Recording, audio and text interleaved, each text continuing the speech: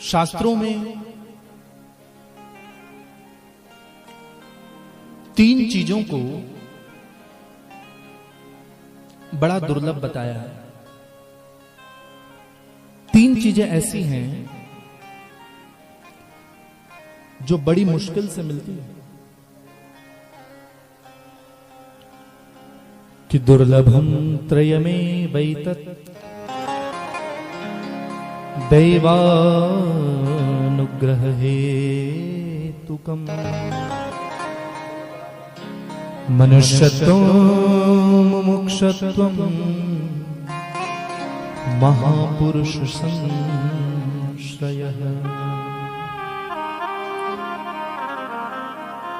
तीन चीजें ऐसी हैं जो बड़ी ही मुश्किल से मिलती है।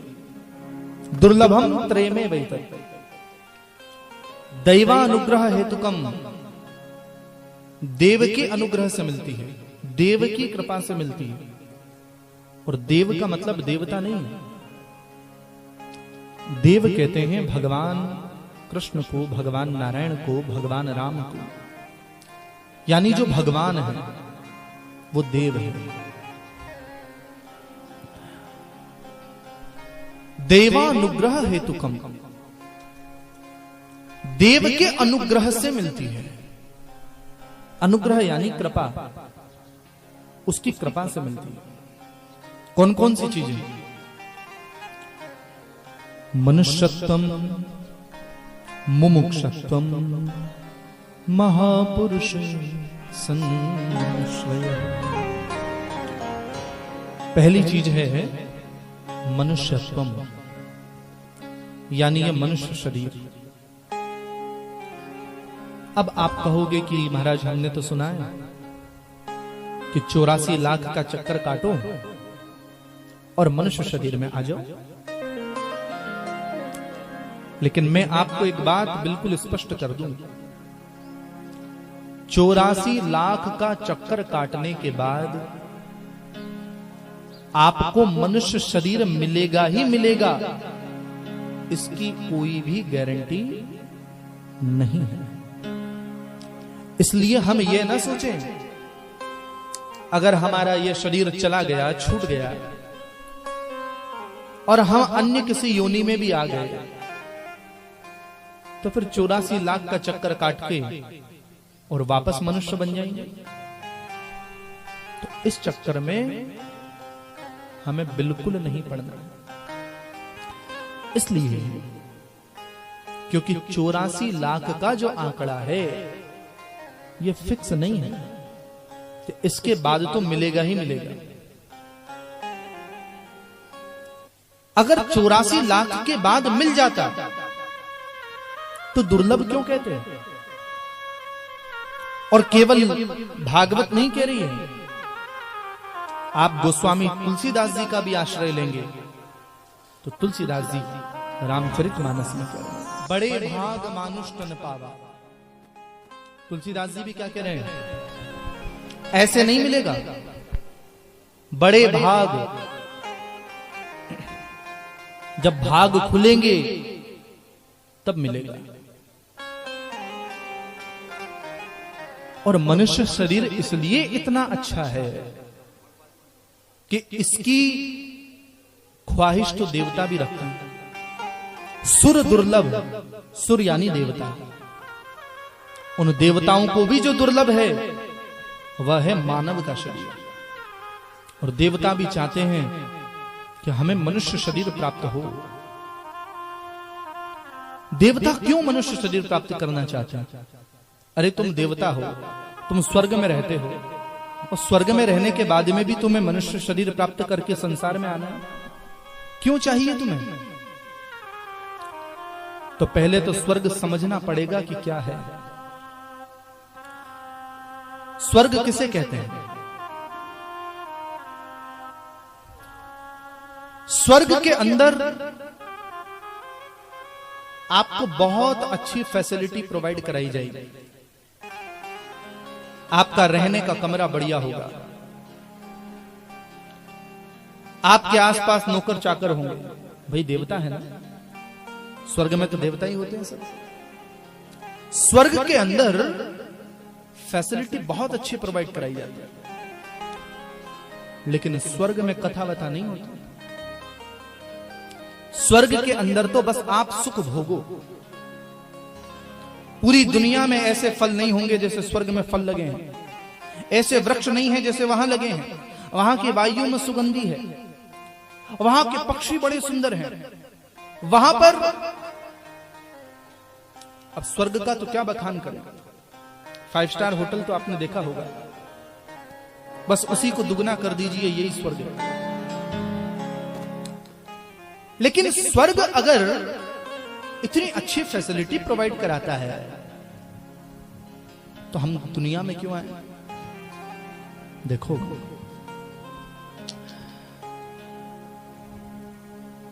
केवल सुविधा सुख का माध्यम नहीं होती। अगर सुविधा से सुख मिल जाता तो फिर जो अमीर व्यक्ति होते वो सुखी ही रहते, उनकी जिंदगी में दुख नहीं होता। लेकिन आप लोगों ने देखा होगा इस दुनिया में अगर कोई धनवान भी है तो ये जरूरी नहीं है कि वह सुखी हो ही हो। कि कोई तन दुखी, कोई मन दुखी, कोई धन बिन रहते उदास, थोड़े थोड़े सब दुखी, सुखी राम के दास। कोई तन दुखी, इस दुनिया के अंदर धनवान तो हैं लेकिन तन से थोड़ा परेशान। ये शरीर ज्यादा साथ नहीं देता, धन तो है लेकिन करे क्या? शरीर बड़ा कमजोर है। और कोई मन दुखी, किसी के पास धन भी है, तन भी है, लेकिन उसके मन में ही कई प्रकार की ग्लानि है और इस वजह से वह अपने मन से ही दुखी है। और कोई धन बिन रहे तो उदास। बेचारे मजदूर दिन भर मजदूरी कर रहे हैं, बड़ी बड़ी मल्टी स्टोरी बिल्डिंग बना रहे हैं, पैर फिसल जाए, गिर जाए, मर जाए, बेचारे क्यों लिए? लेकिन धन के लिए करना पड़ रहा है।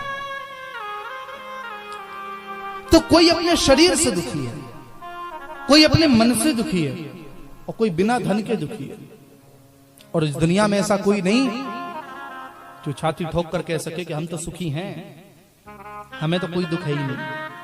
कोई भी नहीं, थोड़े थोड़े सब दुखी। अच्छा, तो क्या सभी दुखी हैं, कोई सुखी नहीं है? बोले हैं, कुछ लोग हैं जो सुखी हैं। पर वो कुछ लोग कौन हैं? थोड़े थोड़े सब दुखी और सुखी राम के दास। जो भगवान की शरण में है वो ही सुखी है। सुविधा आपको सुख दे सकती है, लेकिन सुविधा जनित होना ही सुखी की परिभाषा नहीं है।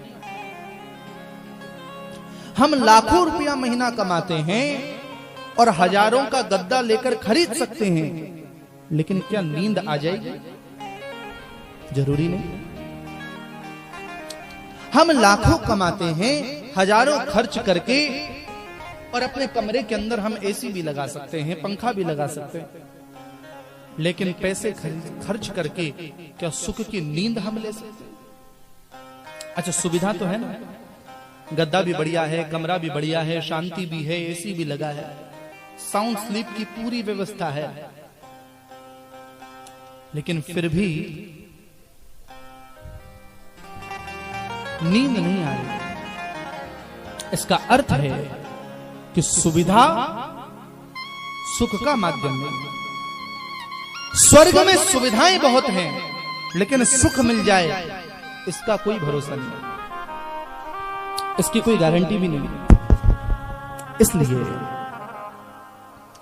स्वर्ग के अंदर रहने वाले देवता भी सोचते हैं और वो कहते हैं कि प्रभु, हम देवता तो बन गए, लेकिन हमें आपकी भक्ति करने का अवसर नहीं मिल रहा है।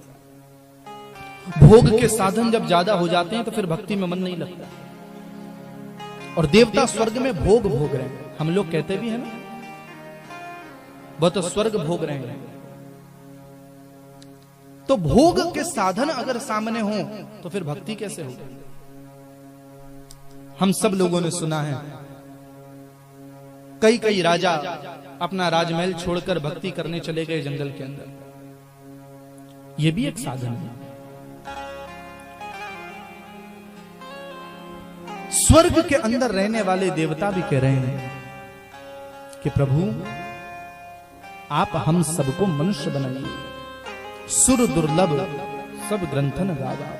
सब ग्रंथ कह रहे हैं कि दुर्लभम त्रय में वैतत देवानुग्रह हेतुकम मनुष्यत्वम। मनुष्य शरीर बड़ा ही दुर्लभ है, लेकिन हमें तो मिल गया। हम तो भाग्यशाली हैं या नहीं? बड़े भाग मानुष तन पावा। बड़े भाग से मनुष्य शरीर मिलता है। अच्छा, भाग्य खुले कैसे? अच्छा, कमल खुलता हुआ आपने देखा है कभी? सरोवर में कमल खिलता है। अच्छा, देखा नहीं होगा तो सुना तो होगा। कब खिलता है? बोलो ना, सुबह सुबह खिलता जब है, जब सवेरा होता है, जब पूर्व दिशा के अंदर सूर्य का उदय होता है। सूर्य के उदय के होने के साथ साथ सूर्य की रश्मि बंद पड़े कमल पर पड़ती है, और जैसे ही सूर्य की किरण कमल पर पड़ती है तो वह कमल खिल जाता है। बस ऐसे ही समझना, जिस प्रकार अंधेरी रात के अंदर कमल बंद था, पर सूर्य आया और सूर्य ने आकर के और अपना प्रकाश जब कमल के ऊपर डाला तो अंधेरे के अंदर बंद पड़ा हुआ वह कमल खिल गया। इसी प्रकार सूर्य हैं हमारे श्री कृष्ण, और भगवान की कृष्ण की, सूर्य रूपी कृष्ण की जब कृपा रूपी रोशनी हमारे जब बंद पड़े भाग्य की कमल के ऊपर पड़ती है तो हमारा भाग्य भी खुल जाता है और उनकी कृपा से मनुष्य शरीर की प्राप्ति होती है। तो सुर दुर्लभ सब ग्रंथन गावा, बड़े भाग मानुष तन पावा। इसलिए हम सबको बड़ा ध्यान रखना चाहिए, बड़ा संभालना चाहिए। लेकिन हम क्या करते हैं? हम केवल संभालते ही रहते हैं।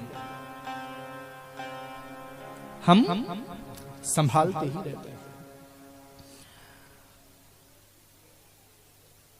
शरीर अगर भाग्य से मिला है ये तो ठीक है, लेकिन शरीर साधन भी है। अब इस साधन का उपयोग करो। अरे भाई, गाड़ी हमने अगर खरीद ली तो हमारा कर्तव्य है कि गाड़ी को साफ सुथरा रखें, पोंछ कर धोकर साफ सुथरा रखें। पर साफ सुथरा रखने का मतलब ये थोड़ी है कि गाड़ी को घर से बाहर ही ना ले जाए और गाड़ी घर में ही खड़ी रहे। रोजाना सवेरे उठो और बस साफ करो और सो जाओ। उपयोग के लिए ली है तो साफ करना तो कर्तव्य है, लेकिन वो खड़ी रहे तो इसका तो कोई मतलब नहीं है। ऐसे ही ये शरीर है, इसको संभालना तो हमारा कर्तव्य है। लेकिन शरीर माध्यम खलु धर्म साधनम, गीता कह रही है ये शरीर धर्म का साधन है, इसलिए इस शरीर से धर्म करना चाहिए। धर्म मोक्ष की प्राप्ति कराता है, धर्म कल्याण प्रदान करता है। और यह दूसरी चीज है जो मुश्किल से मिलती है। पहला मनुष्यत्वम और दूसरा मुमुक्षत्वम। मुमुक्षा होता है कल्याण की इच्छा। तो शरीर तो हमें मिला है, अब इस शरीर के अंदर गुरुदेव की कृपा से कल्याण करने की भी इच्छा जागृत हो जाए। और ध्यान देना, यह तो अच्छी बात है कि कल्याण की इच्छा मन में जागृत हो, पर यह ज्यादा अच्छी बात है कि कल्याण केवल हमारा ना हो, सर्वजन हिताय सर्वजन सुखाय।